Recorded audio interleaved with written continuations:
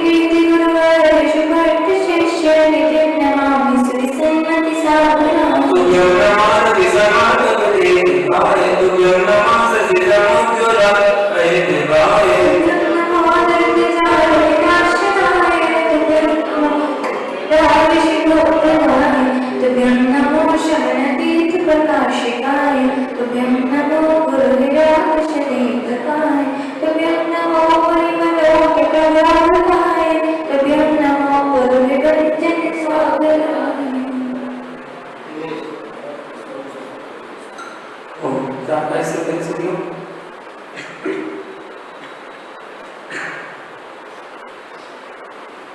भक्ति पाठ खड़ा करें। गुरुदेव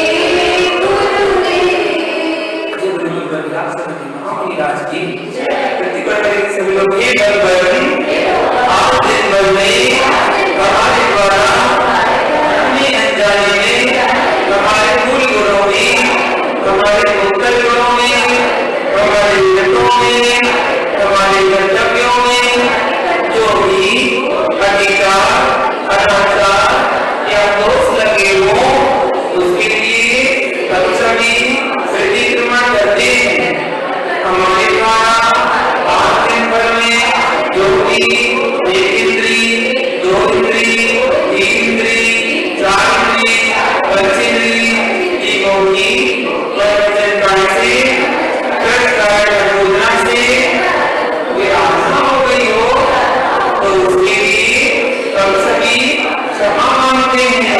हमारे द्वारा आज दिन भर में जो भी क्रोध किया गया हो, मान किया हो, मायाचारी की हो, लोभ किया हो, हिंसा की हो, झूठ बोला हो, चोरी की हो, उसे किया हो, परिग्रह हुआ हो, सब व्यसन किए हो, देव शास्त्रों की निंदा आलोचना की हो, किसी मुनि राजनीति निंदा में कोई सहयोग किया हो, मेरे द्वारा जिन कर्म की अवमानना हुई हो, उसके लिए हम सभी मन वचन काया से क्षमा मांगते हैं।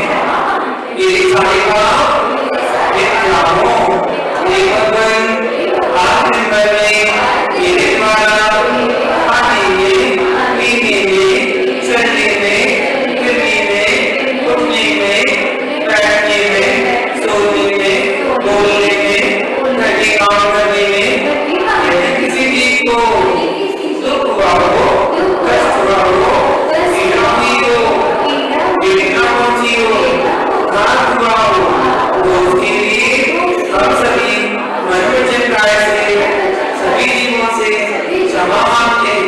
सभी जीव हमें क्षमा करें, हम भी सभी जीवों को क्षमा करते हैं।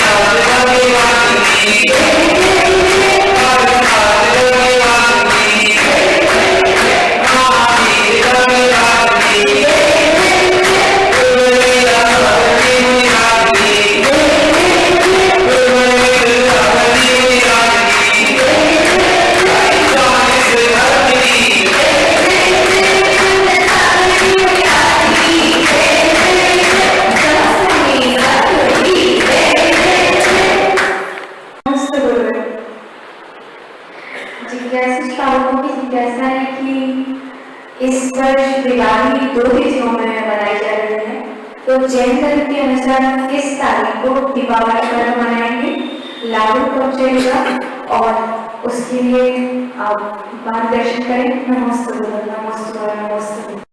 दीपावली पर जब हमारे महावीर भगवान का निर्वाण हुआ अर्थात मोक्ष प्राप्त हुई और गौतम स्वामी को केवल ज्ञान की प्राप्ति हुई, इस स्थिति से हमारे दीपावली पर्व मनाया जाने लगा। यदि भी देखा जाए तो महावीर भगवान के पहले 23 सितंबर को मोक्ष पर्व हुए, लेकिन महावीर भगवान से दीपावली पर्व मनाया गया। उसका कारण यही था कि महावीर भगवान अंतिम तीर्थंकर थे और जब पहले तीर्थंकर को मोक्ष हुआ तो दूसरे तीर्थंकर का आपसी के दूसरे तीर्थंकर आएंगे, तीसरे तीर्थंकर आएंगे, चौथे आएंगे, उसके बाद क्रमशः आते आते 24वें तीर्थंकर आए, 24वें तीर्थंकर के बाद अब कोई तीर्थंकर आने वाले नहीं है, केवल ज्ञान होने वाला नहीं है, अब कोई धर्म को देने वाला नहीं है। वो अंतिम तीर्थंकर इस युग के महावीर स्वामी हुए और उनका मोक्ष कार्तिक कृष्ण अमावस्या के दिन स्वाति नक्षत्र में और प्रत्युष काल में जिसको प्राकृत में प्रत्यूष काल कहते हैं। प्रत्यूष काल, प्रत्यूष काल, ऐसी वेला में महावीर भगवान को निर्वाण की प्राप्ति हुई। क्या होती है प्रत्यूष काल, प्रत्यूष काल? जिस समय ना दिन था ना रात थी, ना सूर्योदय था ना अंधकार था, ऐसा समय था। जैसे आपसे पूछा जाए, आप घर में प्रवेश कर रहे हैं और आपका एक पैर घर के अंदर है, एक पैर घर के बाहर है, बीच में ही रोक दिया गया और आपसे पूछा गया आप घर के अंदर हैं कि घर के बाहर हैं? कहाँ पर है? मध्य में, बीच में। तो ऐसी वो समय था जिस समय महावीर भगवान का मोक्ष हुआ। वह प्रत्यूष काल की बेला कहलाती है, जब महावीर भगवान का मोक्ष हुआ था। और गौतम स्वामी गौतमी बेला में केवल को प्राप्त हुए। गौतमी बेला क्या कहलाती है? ना सूरज हुआ ना चंद्र का उदय हुआ, अटल ना दिन की ना रात थी, ऐसी बेला गौतमी बेला थी जब गौतम स्वामी को केवल ज्ञान की प्राप्ति हुई। हर वर्ष अभी तिथियों का चक्कर बढ़ रहा है और तिथियों में हमारे यहाँ जो दीपावली मनाई जाती है जैन धर्म के अनुसार, वो महावीर भगवान के मोक्ष जाने के बाद ही मनाई जाती है। हमारे और तिथि का कोई महत्व नहीं होता है। सबसे पहले महावीर भगवान का मोक्ष देखा जाता है कि मोक्ष हुआ तो उसके बाद ही हमारे दीपावली मनाई जाती है। अन्य जैन मतावल में भी अलावा जो जैनेतर समाज है, जैनेतर समाज बस अमावस्या शुरू होती है उसी समय से दीपावली मनाते हैं। जैसे इस वर्ष लगभग 4 बजे अमावस्या शुरू हो रही है 31 तारीख को। इस कारण से वो 4 बजे शुरू होने की वजह से अन्य जैनेतर समाज 31 तारीख को दीपावली मना रही है और वो संध्या का 1 तारीख को लगभग शाम को 5 या 6 बजे तक खत्म हो जाएगी अमावस्या। उसके बाद एकम शुरू हो जाएगी। इस कारण से जैनेतर समाज 31 तारीख को दीपावली मना रही है। लेकिन हमारे यहाँ दिगंबर जैन धर्म जो महावीर भगवान के मोक्ष जाने पर ही दीपावली पर मनाता है, तो महावीर भगवान का मोक्ष जब प्रत्यूष काल में हुआ उसके बाद हम लोग दीपावली मनाते हैं। तो हमारे यहाँ तिथि का विधान है कि सूर्य उदय की 6 घड़ी बाद तक यदि वो तिथि है तो उसको पूरे दिन भर माना जाएगा। तो इस अपेक्षा से अमावस्या हमारे सूर्योदय की बात तक है, इसलिए अमावस्या उसको पूरे दिन माना जाएगा जैन धर्म के अनुसार।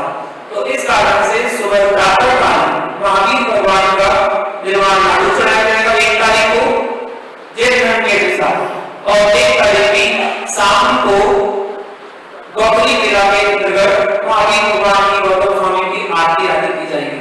अब ये पूजा का महत्व, ये पूजा कब करनी है? तो पूजा के लिए देखिए पहले लाडू का मुहूर्त देखें। लाडू का जो मुहूर्त है, अच्छा शुभ घड़ी जिसको कहते हैं, वो शुभ घड़ी लगभग 7 बजे लाडू का समय प्रारंभ हो रहा है और 10 बजे तक लाडू का मुहूर्त रहेगा। लगभग 3 घंटे लाडू का मुहूर्त है, उसमें आप लाडू चढ़ाइएगा। 7 बजे से 10 बजे के बीच में लाडू बनाने का मुहूर्त है। और अगर घर पर पूजा करनी है तो घर पर पूजा करने के लिए 12 बजे से 1:30 बजे तक दोपहर का मुहूर्त बहुत अच्छा मुहूर्त है, जहाँ पर घर में आप पूजा वाणी कर सकते हैं। पूजा अष्टद्रव्य से ही की जाती है, इसलिए हमारे यहाँ पूजा अष्टद्रव्य से घर पर अच्छी विधि विधान से करिएगा। मंदिर में आकर पूजा विधान को हमेशा करते रहते हैं, लेकिन साथ में एक दिन ऐसा मनाना चाहिए जब हम घर में पूरा परिवार एकत्रित होकर बड़े प्रेम स्नेह के साथ भगवान महावीर स्वामी की घर में बैठकर पूजा करें। और पूजा भी ऐसी करें जो विधान जैसी लगे, संगीत के साथ पूरे परिवार के साथ अपने आसपास के रिश्तेदारों को बुलाकर अच्छे से पूजन करना चाहिए। उसमें झालर घंटी आदि का प्रयोग करें, इसमें संगीत हो ध्वनि हो ऐसा उसका प्रयोग करना चाहिए। तो कैसे माने हम दीपावली पर्व, इसके बारे में थोड़ा सा जानें कि हम किस प्रकार दीपावली पर्व को बना सकते हैं। मुहूर्त ध्यान रखिएगा, उस मुहूर्त पर ही आप करें जिस मुहूर्त पर आपको बताया जाए। बहुत अच्छा महावीर पर्व माना जाता है। प्रातः काल घर से तैयार होकर 16 दीपक तैयार करें, जिनकी 16 भावनाओं को प्रतीक माना गया है। जिन 16 भावनाओं से महावीर स्वामी ने और प्रकृति का बंटवारा था और वो तीर्थंकर बने थे। उन 16 भावनाओं के प्रतीक स्वरूप 16 दीपक को तैयार करें और उन 16 दीपक में 4-4 बाती को निकालें, एक इस तरफ, दूसरी तरफ, तीसरी तरफ, चौथी तरफ, 4 बाती उसकी होना चाहिए। और साथ ही आपने 4 बाती क्यों की गई है? क्योंकि वो 64 दीपक हो जाएंगे, 64 बाती मिल जाएंगे। तो भगवान 64 विद्याओं के स्वामी थे, इसलिए 64 बाती के स्वरूप वो 64 दीपक प्रज्वलित होना चाहिए। और एक दीपक गौतम स्वामी के प्रति केवल ज्ञान स्वरूप रखना चाहिए, जिसमें 4 बातियों बत्ती स्रोत आदि उपलब्ध है और केवल ज्ञान ऐसा एक प्रतीक ज्ञान केवल एक ही होता है, केवल ज्ञान। इसलिए एक दीपक गौतम स्वामी का भी बीच में मध्य में रखना चाहिए।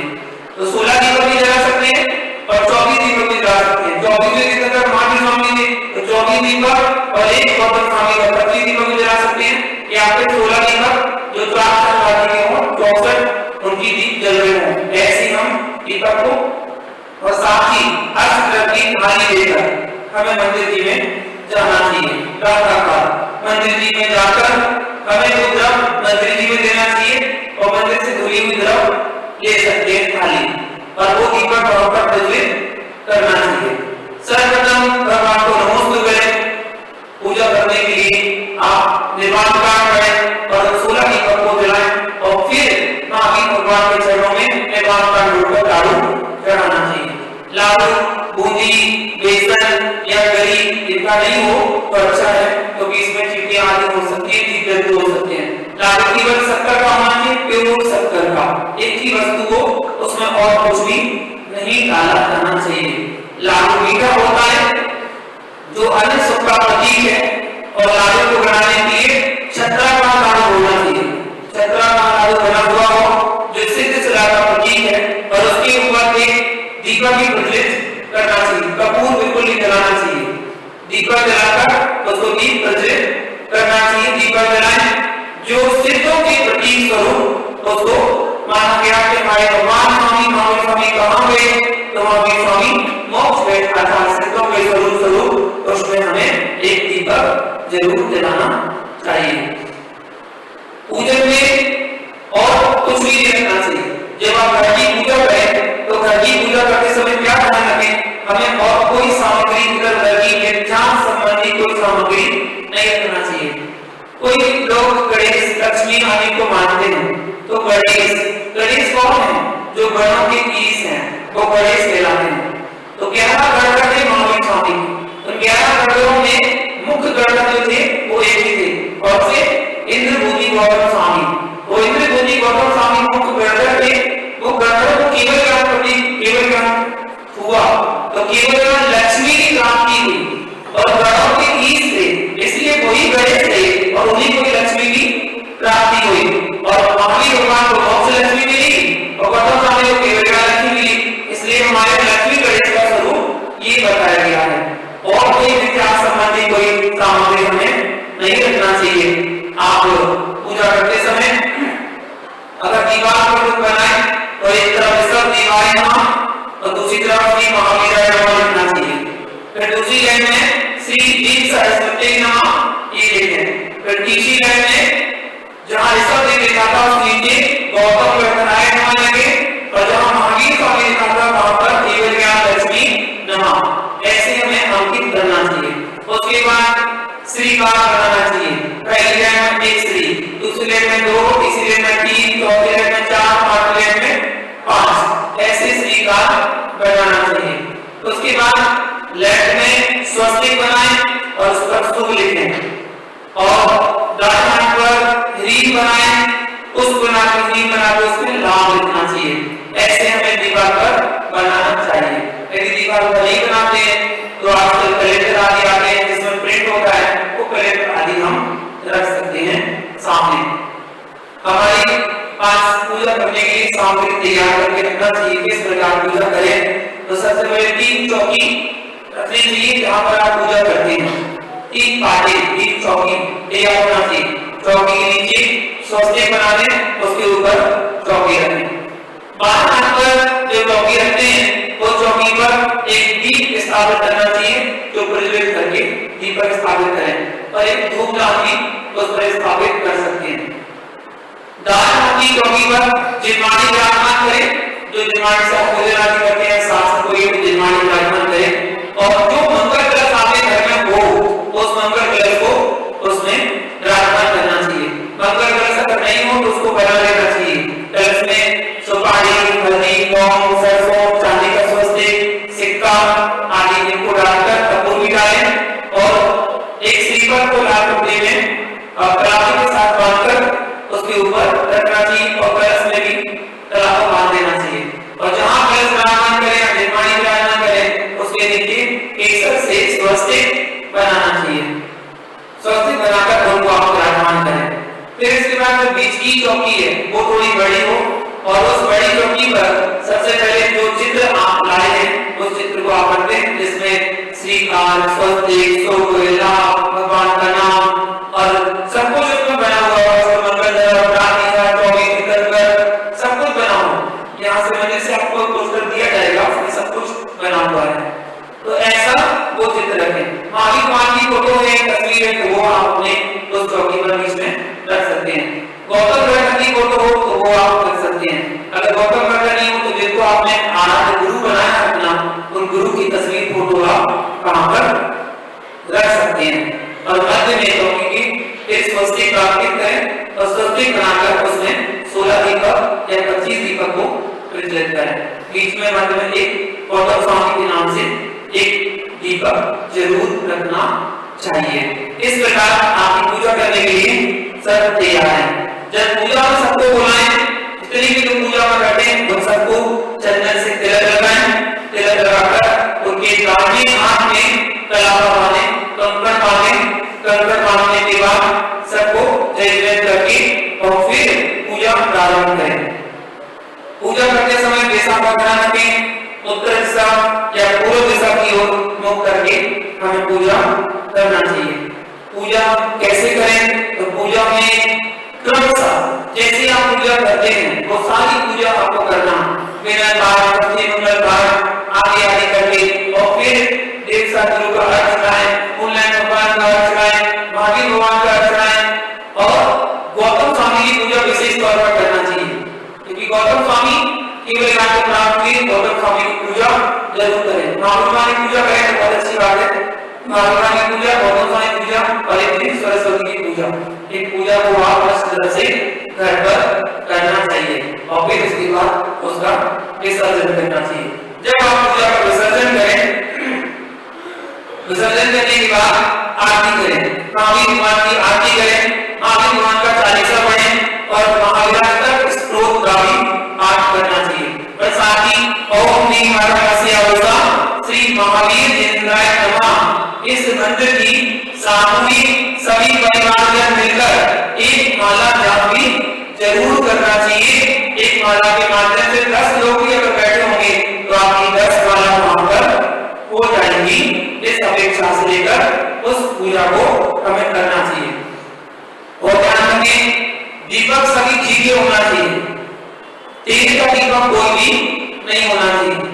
हम तेल के दीपक नहीं जलाते हैं, हमारे यहाँ शुद्ध घी के दीपक बनाए जाते हैं और शुद्ध घी के दीपक ही हमें जलाना चाहिए। एक दीपक बड़ा जरूर होना चाहिए, बड़ा दीपक बीच में जो अखंड रात भर प्रज्वलित रहे।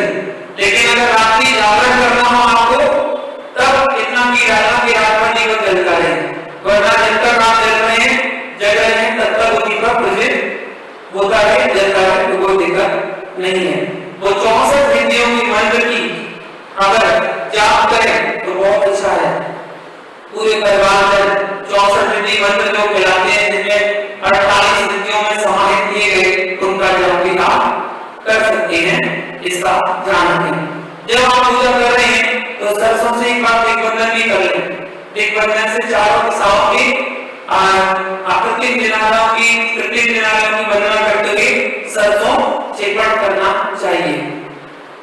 दुकान के लिए जब आप दुकान पर पूजा करते हैं तो दुकान के लिए भी दिग्बंधन करें, पुष्पों का सरसों का चेपट करें, छिड़कना चाहिए और 5 दीपक दुकान पर प्रज्वलित करना चाहिए। दुकान, फैक्ट्री जो भी आपकी हो तो वहां पर 5 दीपक जलाकर आप जला सकते हैं। तो जो भी आपकी गाड़ी हो, मशीन हो आदि, दुकान है, दुकान में 2 टॉपर है, तिजोरी है, जो भी है उसमें केसर से स्वस्तिक का अंकित करना चाहिए, स्वस्तिक बनाना चाहिए और स्वस्तिक बनाकर हम यही पूजा करते हैं। और कोई मिथ्या संबंधी कोई पूजा जैनों में नहीं की जाती है। तो जो दीपक आपने प्रज्वलित किए उन दीपकों को आप मंदिर में, गुरु के पास, रिश्तेदार के यहाँ जो आसपास रहते हैं, पड़ोसी हैं और घर पर सभी जगह उन दीपक को प्रज्वलित कर सकते हैं। पूरे घर में दीपक प्रज्वलित करना चाहिए। पूजा के बाद बाहर जाकर मिठाई भी, जो मिठाई वगैरह मिष्ठान होता है उसको बांटना चाहिए। ये व्यवहार है, ये धर्म नहीं है, ये व्यवहार है। इस व्यवहार के लिए हमारे यहाँ सराठी की पूजा नहीं होती है, हमारे पितरा की पूजा होती है। इसलिए गणेश लक्ष्मी हमारे गौतम स्वामी, केवल लक्ष्मी और मोक्ष लक्ष्मी ही कही जाती है। ऐसा विस्तार से हमारे यहाँ पूजा आदि की जाती है और सभी जो आसपास के अपने मिलने जुलने वाले दोस्त यार हैं उनके लिए भी बड़े प्रेम पूर्वक उनके घर में एक दीपक आपकी तरफ से देना चाहिए और वो दीपक आप क्या रखेंगे, ये भावना लेकर एक दूसरे के घर में दीपक देना वात्सल्य का प्रतीक माना जाता है। आप हमारे जीवन में प्रकाश करें, हम आपके जीवन में प्रकाश करें, इसलिए एक एक दीपक आदान प्रदान करते हुए ऐसा दीपावली पर्व हमें मनाना चाहिए। बड़े हर्ष उल्लास के साथ खुशियां मनाते हुए हम उस पर्व को बहुत अच्छे से मनाएं और आनंद के साथ भगवान की भक्ति करना चाहिए। कभी भी भूल कर भी पटाखे आदि नहीं फोड़ना चाहिए। हमारे जैन समाज में, जैन धर्म में विशेष तौर पर ध्यान रखना चाहिए, पटाखों का प्रयोग बिल्कुल भी नहीं करना चाहिए। पटाखे जीव हिंसा का प्रतीक है। हम अहिंसा के पुजारी हैं, महावीर भगवान के मोक्ष जाने पर दीपावली मना रहे हैं और असंख्य लाखों करोड़ों जीवों की हिंसा करते हैं पटाखों की ध्वनि से। इतनी ध्वनि निकलती है, जितने भी पक्षी होते हैं अगर वो पक्षी गर्व से हैं तो उनका गर्व मिल जाता है उस केवल आपके पटाखों की आवाज की वजह से, उनकी ध्वनि की वजह से और बारूद की वजह से। जो बारूद आप जलाते हैं, सबसे बड़ी बात तो बारूद अपशकुन कहलाती है। मांगलिक कार्यों में बारूद का प्रयोग नहीं किया जाता है। ज्योतिष शास्त्र के अनुसार पटाखे आदि अपशकुन है, बारूद अपशकुन कहलाती है। इसलिए मांगलिक कार्यों में अपशकुन वाली वस्तुओं का प्रयोग बिल्कुल भी नहीं करना चाहिए। इस बात का ध्यान रखना चाहिए, अपने बच्चों को समझाना चाहिए और अच्छे से प्रेम पूर्वक से पूर्वक इस पर्व को मनाना चाहिए। जिज्ञासा के आगे बढ़ते हुए अगली जिज्ञासा है और कल हमने जिज्ञासा के माध्यम से जाना था कि मुनिराज संबंधी जिज्ञासा थी कि हिनामी, अधिकारी, स्वेच्छा वाले आदि मुनि दीक्षा ले सकते हैं या नहीं ले सकते हैं, इनके बारे में जाना और स्नान के बारे में जाना था। स्नान कितने प्रकार के होते हैं। श्रावण को जल से स्नान करना अनिवार्य है, बिना जल से स्नान किए उसको पवित्र नहीं माना जाता है, शुद्ध नहीं किया जाता है। चाहे सर्दी हो, चाहे गर्मी हो, चाहे बारिश हो, तो वह स्नान नहीं करना चाहिए, गढ़ स्नान नहीं करना चाहिए। बोले सर्दी बहुत बढ़ रही है तो बोले क्या करें, एक टॉवल को पानी डाला और टॉवल को पूरे शरीर में लगा दिया, बोले हो गया स्नान, तो इसको तो ऐसे स्नान नहीं होता है। स्नान करके ही पवित्रता आती है। अब ये जिज्ञासा है, सचित वस्तु को अचित करने की क्या विधि है? सचित वस्तु को अचित करने की क्या विधि है?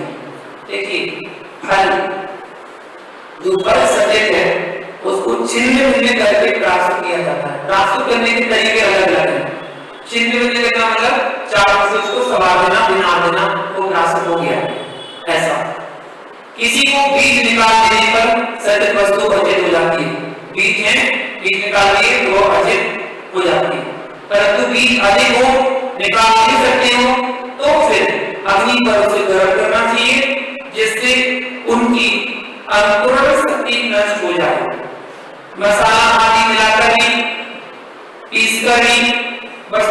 अर्जित किया जा सकता है।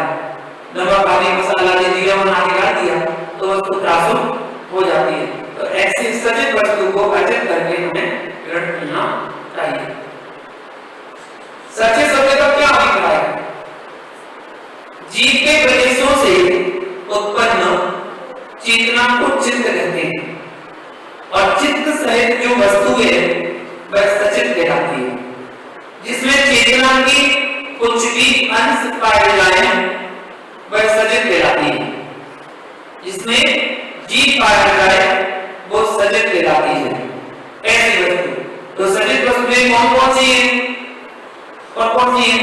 तो फूल, पत्ते, बीज, कंदमूल, तिल, प्रवाल, संपूर्ण जाति के अनाज एवं संपूर्ण जाति की वनस्पतियां, अप्राकृतिक जल आदि ये सब सचित कहलाते हैं।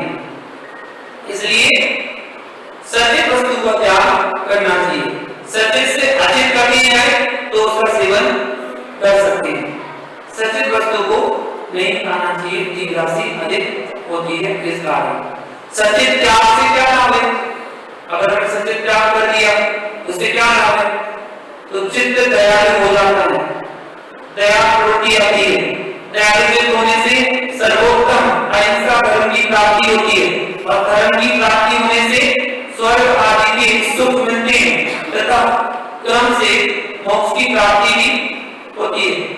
इस अपेक्षा से हमें सचित का त्याग करना चाहिए। सचित भक्षण से क्या हानि है? सचित त्याग से जाना, सचित भक्षण करने खाते को क्या हानि है? तो चित्त निर्दयी हो जाता है, विपरीत उससे निर्दयी हो जाता है। चित्त निर्दयी हो जाने से बड़े बड़े हिंसा से पाप उत्पन्न हो जाते हैं और फिर पापों से उनका फल भोगना पड़ता है, जिसके फलस्वरूप हमें नारकियों की घोर दुख सहने पड़ते हैं, नरक में जाना पड़ता है। इसलिए हम उन जीव राशि सहित वस्तुओं का सेवन नहीं करना चाहिए। आलू एक ऐसा शब्द है जो आज वर्तमान में बच्चे, बड़े, जवान, बूढ़े सभी समाज में आलू का सेवन किया जाता है। पाक जो सब्जी आती है आलू की, उसको सभी लोग खाते हैं। तो जिज्ञासा आई कि एक सुई की नोक के बराबर आलू में कितने जीव होते हैं? कितने में? एक सुई की नोक बराबर आलू में कितने जीव पाए जाते हैं?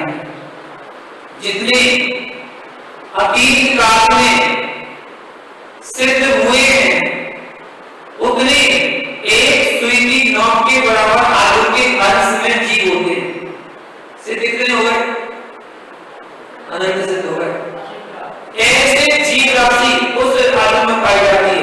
एक उदाहरण मिला था बच्चों को समझाने का कि एक आलू में कितने जीव होते हैं, तो उसमें आया था कि एक आलू में कितने जीव होते हैं कि अगर उन जीवों का आकार कबूतर के समान कर दिया जाए, कबूतर के बराबर कर दिया जाए तो तीनों लोग भर जाएंगे। उदलोक, अधलोक, अधोलोक, तीनों लोग भर जाएंगे। एक आलू में कितने जीव होते हैं?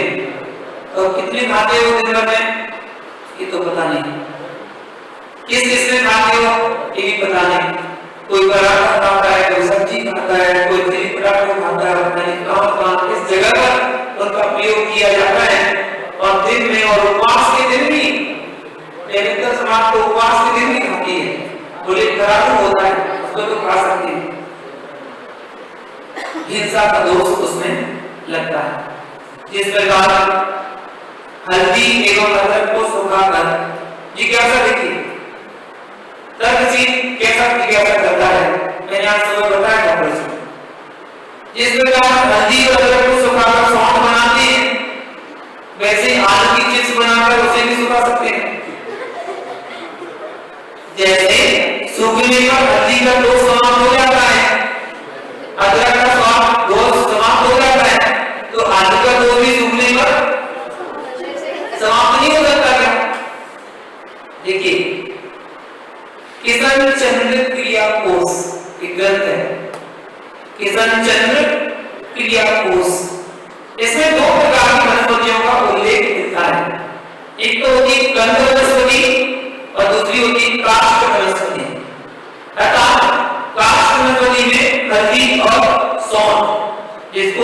लिया गया है। ये काष्ठ वनस्पति कहलाती है।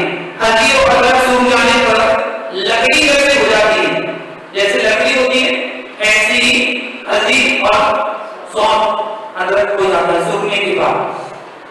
उन्हें पीसने पर इनके अंदर से चूना निकलते हैं, चूना निकलना शुरू हो जाते हैं और ये पीस सकते हैं, बारीक पीस सकते हैं।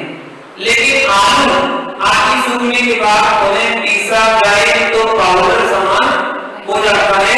ऐसा पाउडर सूखने पर ही बनेगा। पहले चित्र बनाने के लिए उसे उबाला पड़ेगा और उबालने के बाद उसको सुखाना पड़ेगा।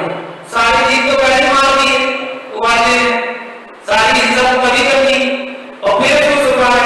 अगर सीधा आलू को सुखाया जाए तो वह सूखेगा नहीं, वह सड़ जाएगा, वह खाने योग्य नहीं बचेगा।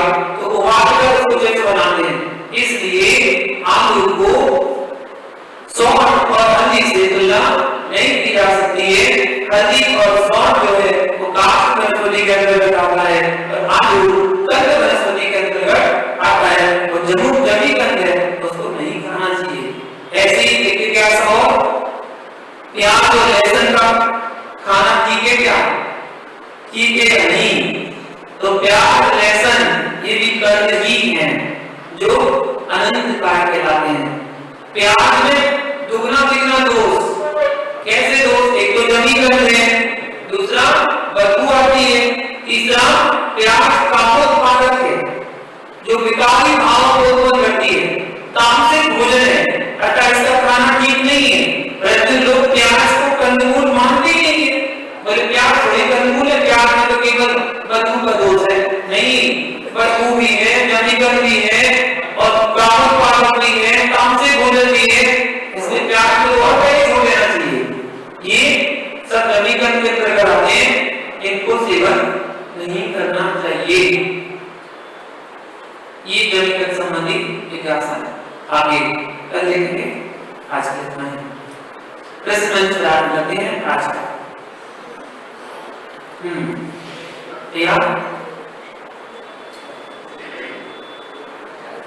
ओम नमः। पहले जिज्ञासा से प्रश्न पूछ रहा हूं। सचित वस्तु को अर्जित करने के लिए क्या क्या विधियां होती हैं? क्या क्या विधियां हो सकती है? मतलब किस प्रकार से हम सचित को अर्जित कर सकते हैं? कोई 3 विधि बताइएगा। जानने की 3 को बताई दीजिएगा कि सचित को अर्जित कैसे कर सकते हैं। नमस्ते गुरुदेव। बीज निकालकर, जलाकर और मसाला मिलाकर, गरम कर अग्नि में तपाकर दिया जाता और मसाला मिलाकर और तल को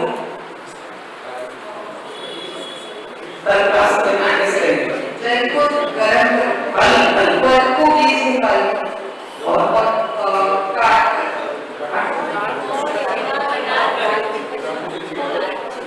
अपने काटना होते हैं।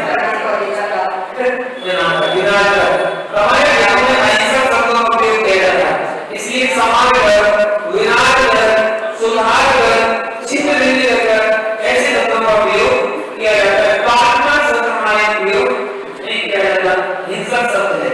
इसलिए बिल्कुल सही जवाब। अगला प्रश्न। आलू के एक सेंटी नोक के बराबर विस्तार में कितने जीव होते हैं?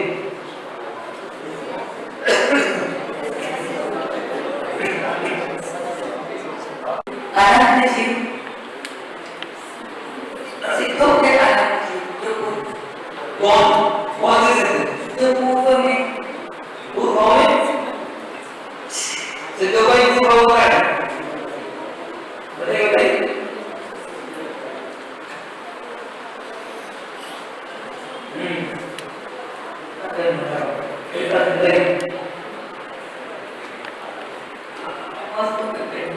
अतीत काल के जितने सिद्ध हुए हैं उनकी राशि की संख्या के बराबर एक सुई की एक नोक में जीव बनाए जाते हैं। वो सही जवाब। अतीत में उतने सिद्धों की संख्या 1 से 9 के बराबर 1 मिनट पाई जाती है। बताइए काष्ठ वनस्पति कौन कौन सी है? काष्ठ वनस्पति कौन कौन सी? एक बार सुनो एक बार सुनो, काष्ठ वनस्पति कौन कौन सी होती है? बताइए। हल्दी और सोन में काष्ठ वनस्पति आलू कट जाता है। दूसरे के बाद कौन से ग्रंथ में मिलता है? उस ग्रंथ का नाम क्या है? अभी बताया था। उस ग्रंथ का नाम क्या है?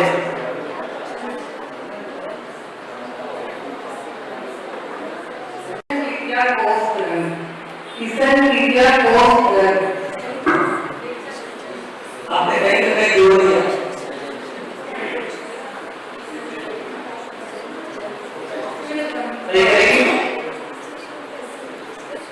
सही करेगी तो बताइए, उसके नाम क्या है? आपकी बात अक्सर है।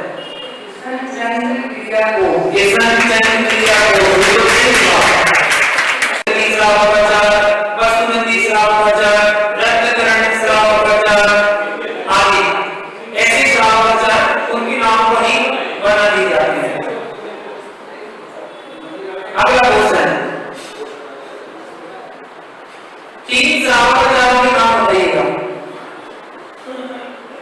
3 श्रावकाचार्यों के नाम अभी मैंने 1 मिनट पहले बताया। अभी 1 मिनट पहले हमने वो 3 श्रावकाचार्यों के नाम बताए। वो 3 श्रावकाचार्यों को कौन से बताए?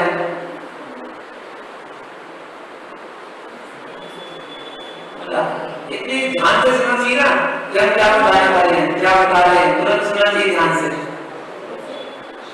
बताओ बता रहे जल्दी श्रावकाचार्य, रत्नचरण श्रावकाचार्य और एक और वो आज भी आचार्य हैं, मतलब उनके नाम से वो आचार्य आज भी हैं। तो ये किताब पहले थे उनके नाम से आज भी हैं, जो अभी हमने बोले ये भी है। बताइए तीनों आचार्य के नाम बताइए, कौन कौन से ग्रंथ बताए? गलत जवाब। और कोई बताएगा? बहुत बता दो एक बात तो सही हुई है। चलो फिर से बता दीजिए। श्रावकाचार्य, वसुमती श्रावकाचार्य और रत्नगंडा श्रावकाचार्य ऐसे ग्रंथों के नाम बताए हैं। और भी श्रावकाचार्य हैं, जैसे क्रियाकोश के नाम से ग्रंथ हैं, साबर के नाम से हैं, और भी जैसे बहुत सारे 36 श्रावकाचार्य ग्रंथ हैं। टोटल 36 श्रावकाचार्य ग्रंथ हैं जो विद्वानों ने, पंडितों ने, आचार्यों ने लिपिबद्ध किए हैं। ऐसे 36। अभी क्या प्रश्न है? प्याज लहसुन, प्याज में क्या क्या दोष बताए गए हैं? प्याज में क्या क्या दोष बताए गए हैं? हाँ जी बताइए। प्याज में एक तो गंध का दोष है, बदबू का दोष है, और एक उसमें उत्तेजना उत्पन्न करने की का दोष है, वो एक तामसिक प्रवृत्ति का गंध। और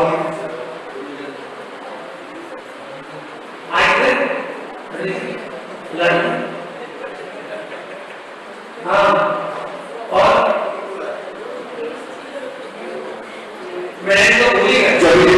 जमीकरण, एक तो कर्म है जिसमें अनंत काल होते हैं, दूसरा मानव काल है, तीसरा काम से बोल रहे हैं, तो बदबू आती है। इतना बेकार क्या विचार है? क्या हमेशा के कभी बाहर जाएंगे तो घर में क्या हमेशा घर में हमेशा बाहर नहीं जाते हैं तो वो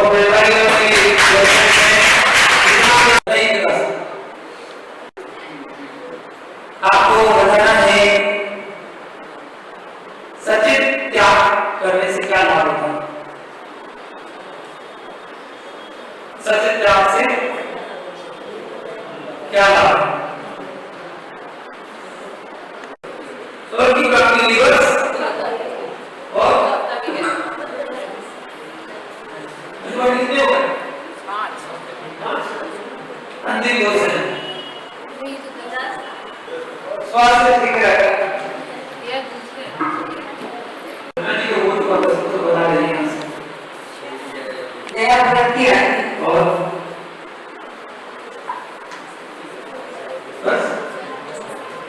बाकी हमसे सुनिए। अभी हमने बताया दयालु हो जाता है, दयालु होने से अहिंसा धर्म की प्राप्ति होती है, धर्म की प्राप्ति होने से स्वर्ग आदि सुखों की प्राप्ति होती है और विक्रम से मोक्ष की प्राप्ति भी होती है। ये सच्चे त्याग करने का परम सा फल मिलता है। ठीक है, छोटे क्वेश्चन बताइए और बिना पढ़िए बताइए।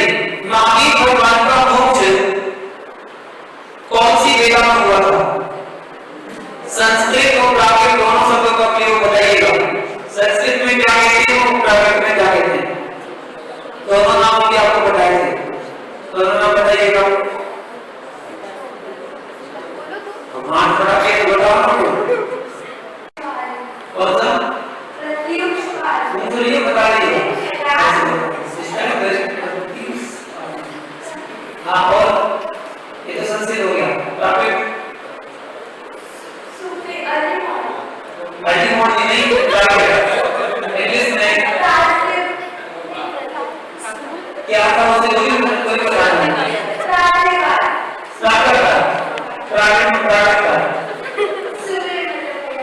नहीं बताइए और बताइए।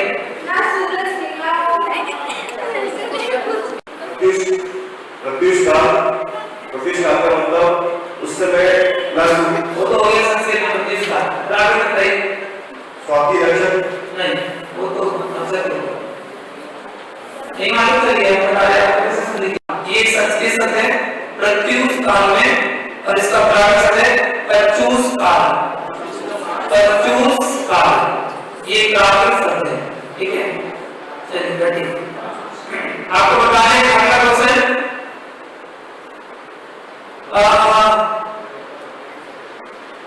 गणेश और लक्ष्मी का हमारे यहाँ क्या महत्व है? गणेश लक्ष्मी किसको कहते हैं?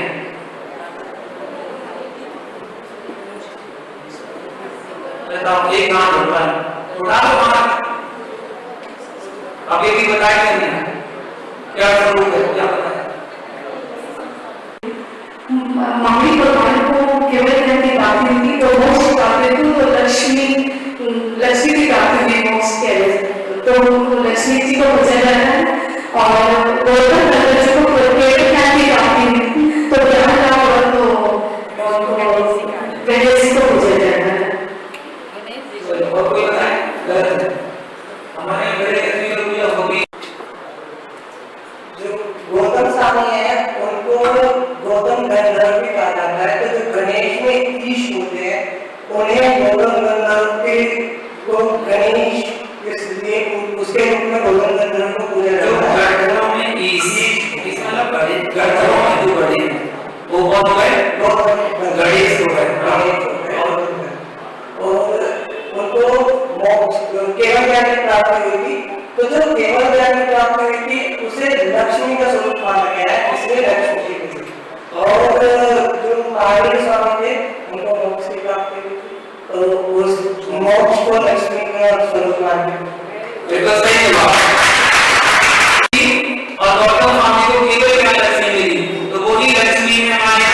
और गणेश गणधरों के जो ईश थे, 11 गणधरों में जो मुक्त थे इंद्रभूति गौतम स्वामी, उनको केवल की प्राप्ति हुई। वो गणों के ईश थे इसलिए गणेश थे, तो वो गणेश और लक्ष्मी केवल लक्ष्मी मोक्ष लक्ष्मी उनको कहा जाता है माया, ना कि माया गणेश लक्ष्मी का स्वरूप कोई दूसरा होता है। तो सही जवाब सुन लो, बताओ उसने बता दिया।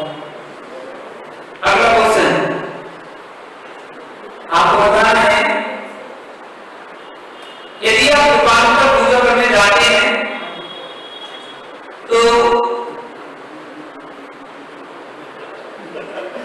शांति तो रहेगी नहीं, कितने दीपक जलाना चाहिए और क्या करना चाहिए? और भी कुछ समझ इतने कुछ बस और भी कुछ। हाँ बताइए। मौसम 5 दिन 5 दीपक जलाना चाहिए और क्या करना चाहिए? राइट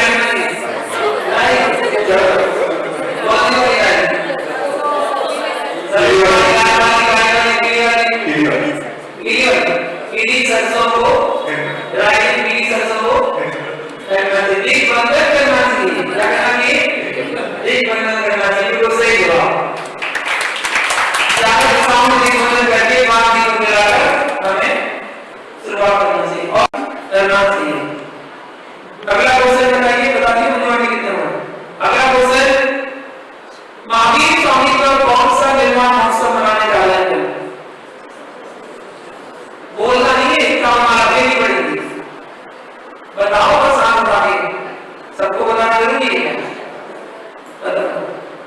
ये दोनों क्यों देख 2500 पक्का बोलो आप में 2500 तुमने मानता नहीं था, अब तुमने बताया उसको क्या मतलब वीडियो ओम हरि परम नमः, इसी मतलब कितनी मतलब है ना 11 ये करानी है 2500 कौन सा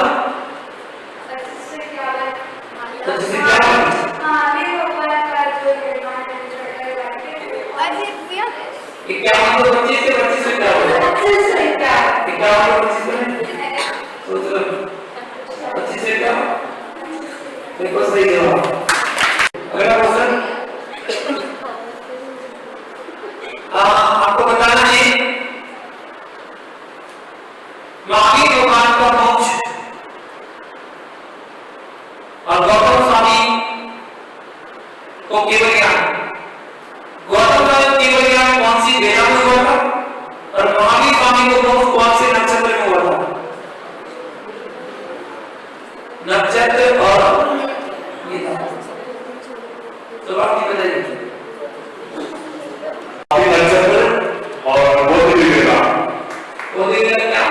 शाम के वक्त वो दिवेगा में क्या हुआ था? वो दिवेगा में क्या हाँ किसको? गौतम नंद पूरा और मोक्ष किसको हुआ था? मालूम होगा कौन से नक्षत्र में? स्वाति नक्षत्र में। बिल्कुल सही जवाब। एक बात तो सुनो ना, क्या अपने यहाँ जो दीपावली का पर्व मनाया जा रहा है, इस पर्व में 1 तारीख को प्रातः काल यहाँ पर पार्वती के समक्ष कुछ विशेष कार्यक्रम होने वाला है, लाडू चढ़ाए जाते हैं।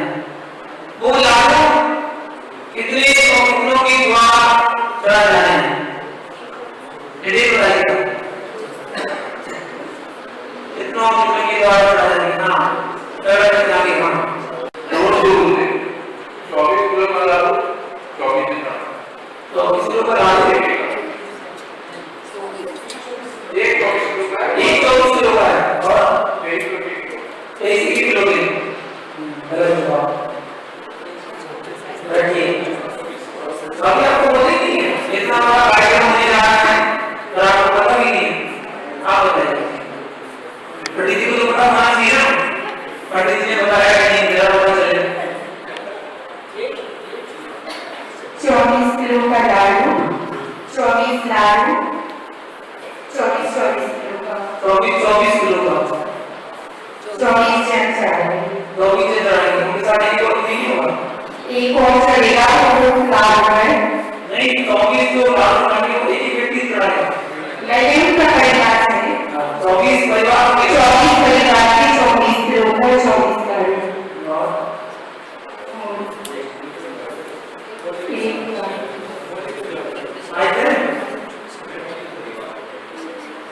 एक बार बोलते हैं, दो बार बोलते हैं, एक साथ एक सामूहिक आनंद है,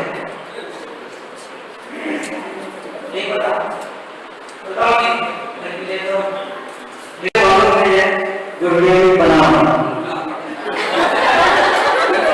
मुझे जैसे तू जोड़ के नमस्तु 24 परिवार के द्वारा 24 लड्डू 24 परिवार के द्वारा 24 परिवार के द्वारा 24 लड्डू एक मुख्य लड्डू इसकी बोली के द्वारा चेक किया जाएगा।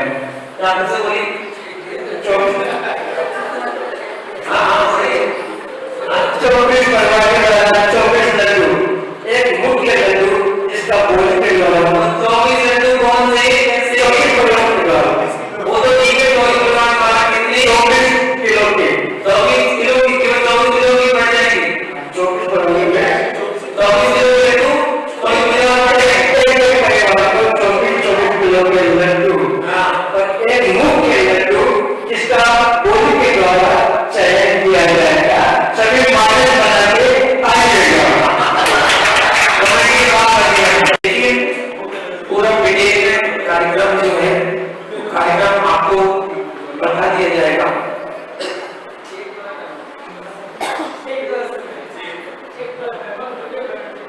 देखिए,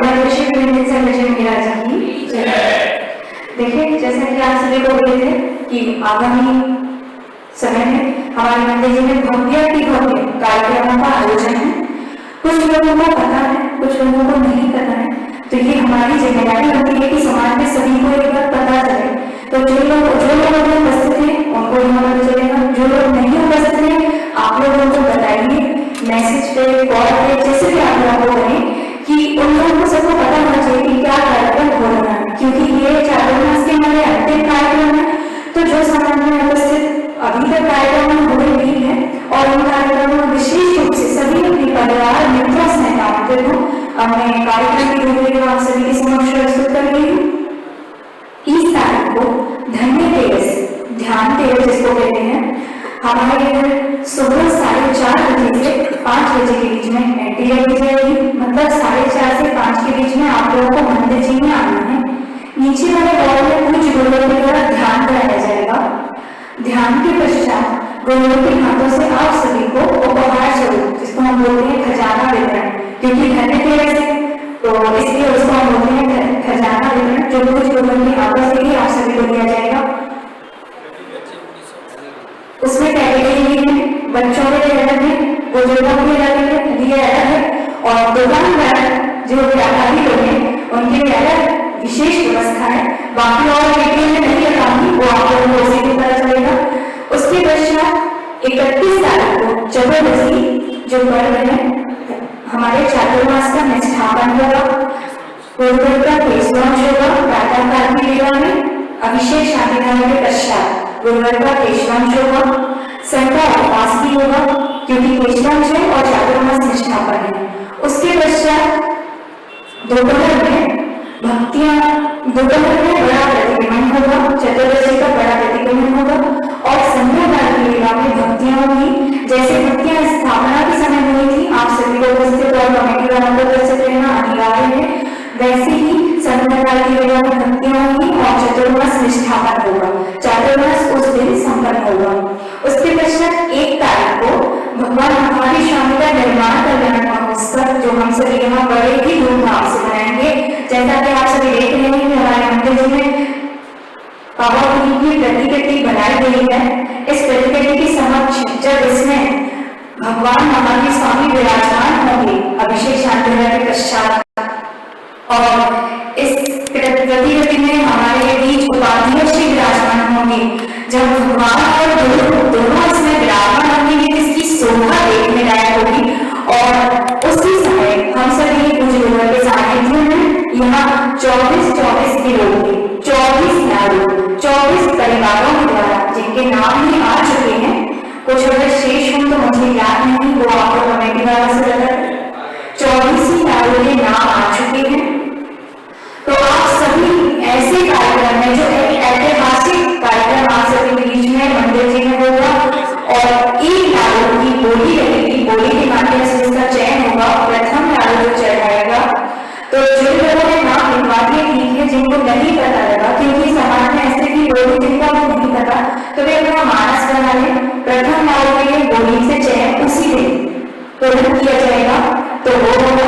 उसके बाद महावीर स्वामी की पूजन निर्माण काल और उसके पश्चात निर्माण करने के बाद हम यहाँ पर लाडू चढ़ाएंगे। सभी को आराम से लाडू चढ़ाने का मौका मिलेगा, व्यवस्थित रहेंगे सभी।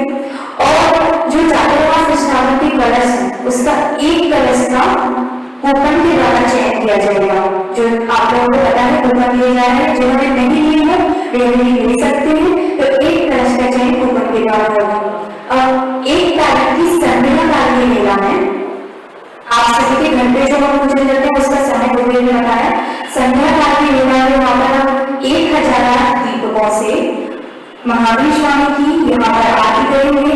जो दृश्य आप लोगों ने कभी नहीं देखा होगा, दावे से कह सकती हूँ सारे लोग कभी देखेंगे बिना, तो ऐसा दृश्य ना छोड़े, क्योंकि दिवाली ऐसा पर्व है सब घरों पर ही रहते हैं। अगर आप लोग यहाँ मिस कर देंगे तो जो फोटो वीडियो आपको बाद में मिलेगी तो आप लोगों को पश्चाताप होगा कि ये चीज हमने मिस कर दी और आगे आप नहीं आ पाएंगे, क्योंकि दिवाली घर पर ही सब मनाते हैं। तो उसको मिस बिल्कुल ना करें। सभी लोगों को बताएं शाम को हम लोग यहाँ पर 1000 दीपकों से भगवान की आरती भक्ति करेंगे जब तक हमारा मन होगा। और 2 तारीख को यहाँ पर पूज्य गुरुदेव के द्वारा जो जिनकी मुख्य कलश है उनके घरों पर स्थापना होगी, तो बड़े ही धूमधाम से गुरुदेव को अपने घर लेकर जाएंगे, कलश लेकर जाएंगे, उनके घरों पर कलश की स्थापना होगी, देवी विधान का प्रवचन होगा उस दिन का, और आहार भी घर पर होगा, तो देख लीजिएगा। और 3 तारीख को जो पिछली परिवर्तन चातुर्मास का अंतिम कार्यक्रम और चातुर्मास का पूज्य गुरुदेव का एक निवास का अंतिम दिवस दोपहर को 12 बजे संध्या स्थित जो धर्मशाला का भूमि है वहां पर पिछली परिवर्तन का कार्यक्रम रखा गया है। तो यहाँ से हम सभी गुरुदेव के साथ बड़े ही धूमधाम से बैंड के साथ जुलूस से हम लोग वहां पर जाएंगे और फिर उधर पर दोपहर को पिछली का परिवर्तन का मुख्य कार्यक्रम आयोजित किया जाएगा। संध्या का भोज भी वहीं पर है आज सभी का, तो आप लोगों को चिंता करने की जरूरत नहीं है कि घर जाना है बनाना है, तो सुबह सब लोग मिलकर होकर आए शाम तक के लिए, उसके बाद शाम को भी कार्यक्रम है।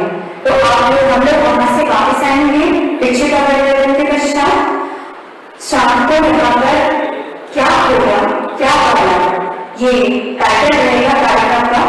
इसमें आप लोगों को अपने अनुभव व्यक्त करने हैं सिर्फ 1 मिनट में, क्योंकि हम सभी से सुनना चाहेंगे, मुझे सभी से सुनना चाहेंगे आप लोगों ने चातुर्मास में क्या खोया है, क्या पाया है, पूरे चातुर्मास के कार्यक्रम में सबसे अच्छा आपको क्या लगा, ऐसी क्या चीजें जो आप लोगों को अच्छी नहीं लगी, किसका यही का नहीं छोड़ना है ना।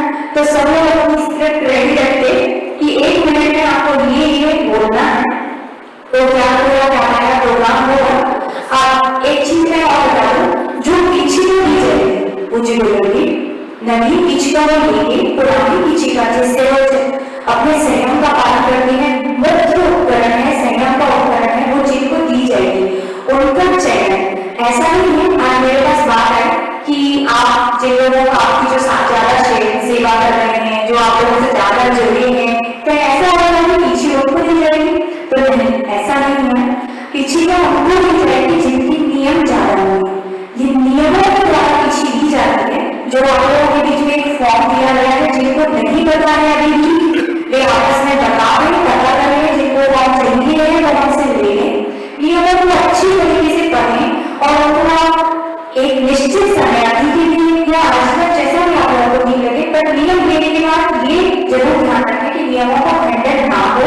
वो नियम करने में और नियम का फॉर्म देने की अंतिम तिथि 1 तारीख को है, वो फॉर्म आप लोगों को 1 तारीख लास्ट डेट है, उससे पहले आप कभी भी फॉर्म करके दे सकते हैं, गुरुदेव के पास जमा करा सकते हैं, मैं मौजूद हूं तो आप मुझे दे सकते हैं। तो आप लोगों को फॉर्म जमा करने हैं, उसके बाद उन सारे फॉर्म जितने भी आएंगे उनमें से 2 फॉर्म का चयन गुरुदेव का निर्णय होगा, जिनके नियम ज्यादा होंगे पूज्य गुरुदेव के पीछे छोटे महाराज के पीछे उनको दी जाएगी। और अब ये समझेंगे कि 2 लोगों को नहीं मिलेगी तो सारे लोगों के फॉर्म भरने का क्या मतलब, उनका ये मतलब है कि जितने भी लोगों के फॉर्म भरकर आएंगे वे सभी ही गुरुदेव के हाथों में नवी पीछिका भेंट करेंगे, उनके अतिरिक्त और कोई भी नवी पीछिका भेंट नहीं करेगा। तो आप लोग फॉर्म जरूर लें, उसको जरूर भरें, जितने भी हम ले सकेंगे, ऐसा कोई निश्चित नहीं है, उसमें ये कोई कंडीशन नहीं है कि आपको आजीवन ही लेना है, ले, ताकि आप लोगों को एटलीस्ट नवी पीछिका में हाथ लगाने का अवसर प्रदान होगा। तो ऐसा कार्यक्रम है सभी लोगों को मैं इसके अनाउंसमेंट में कोशिश करूंगी कि 2-3 दिन में लगातार होती